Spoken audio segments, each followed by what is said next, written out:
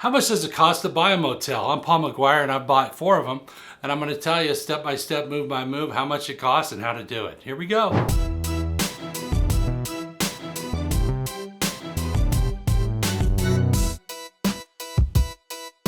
So people always want to know, how much does it cost to buy a motel? Because motels can create a lot of cash flow and a lifetime of cash flow if they're bought right and it's done right. So let's talk about the different things you want to look at in what it costs to buy a motel. First and foremost, most motels are priced based on cash flow.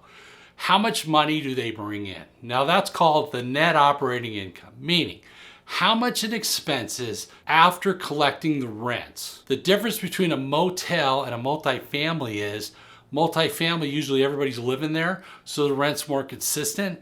Motel has people coming and going typically, so the cash flow could be seasonal or it could be not stable. So we look at a period of time, 6 months, a year, how much net operating income is it? So you say, well, it's 100 grand. So it's basically $8,300 a month, right? I got $8,300 a month left over. So a good rule of thumb is if you got $100,000 in net operating income, you multiply that times 10, it's around $1 million. Might be a little less, might be more, depends on the condition. What kind of condition is it in? Is it well kept? Is it marginal? Is it not well kept? Is it boarded up? The second is, of course, where is it, right? Are you in South Lake Tahoe, or are you in, say, Bakersfield in the middle of California where there's not a lot of tourists? But there may be people playing soccer or baseball or other tournaments where you could fill the motel. So it depends on what type of traffic, right? So that's called the vacancy factor. How much vacancy?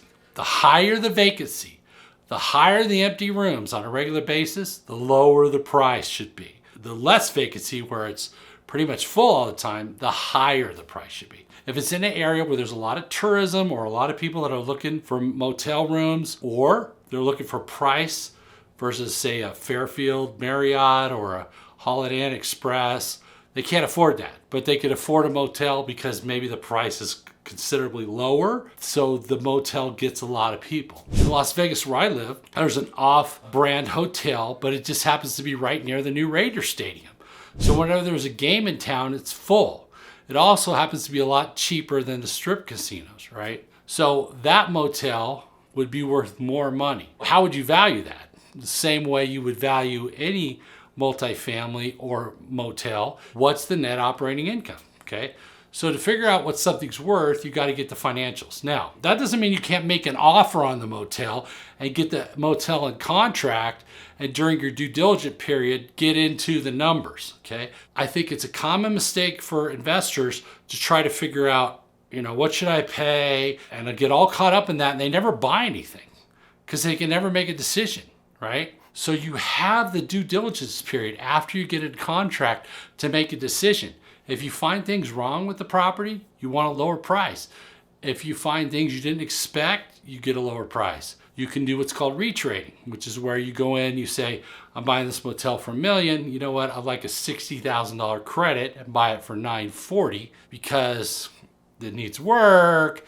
It's got some termite damage. The sewer line needs to be replaced. The parking lot's kind of tore up. The plumbing seems to be an issue, the electrical, whatever, right? You're going to pay less for a property that needs work, okay? By the way, if you like this video, like, subscribe, comment anytime. Love to hear what your thoughts are on this video. Now, the other thing about what you should pay for motels is you want to look at price per door, okay? Just like multifamily, how much are you paying for a unit, right? So if I got a 50-unit motel, it's got 50 rooms, and it's got a little breakfast place and a common area that's nice, and it's got a nice front desk, the outside's good, the landscaping's good, the parking lot's kept up, it's striped, it's clean, you're going to pay more for that per door than the motel that the door paint's fading, the windows are kind of tired, they're not updated, the air conditioner makes a bunch of rattling noises when you turn it on.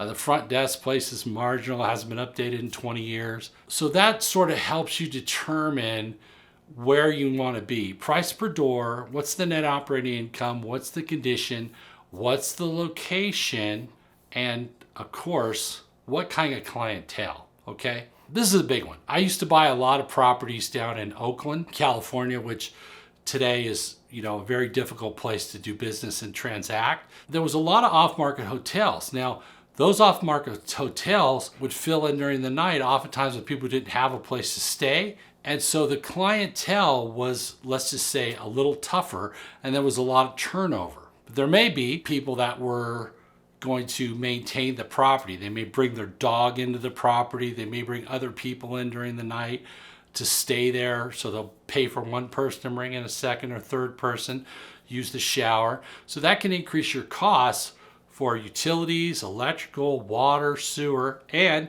increase your cost to maintain the unit, right? Because you've got a different type of profile of people that maybe are not of resources and are bringing other people in, which are going to do more wear and tear on the property, okay? So that would decrease the value. On the flip side, you may have a property that's in a more desirable location in that it's next to an amusement park, or it's next to, say, a water park, or it's next to the Yosemite National Park, or it's near a college where you've got people that are coming and visiting that are from out of town. They're not locals, and they're just bringing the minimum amount of stuff. They're not bringing other people in. So those would be worth more money, and you would want to pay potentially more money for those, if that makes sense. Condition, location, any amenities nearby, what's the price per door compared to other things that have sold? How do you get that information?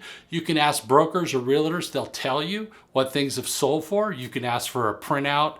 They usually help you and give you one. And of course, lastly, and most importantly, is cash flow. Now, I did a whole video on how to finance motels. You should watch that as well. I cover a lot of the similar information, but also how to get money from a boarded up hotel to a really nice motel or hotel, and how to get the financing and how to do that. And that's a big part of what you should pay, is what kind of financing you can get. Can you get seller financing? Do you got to go get bank financing?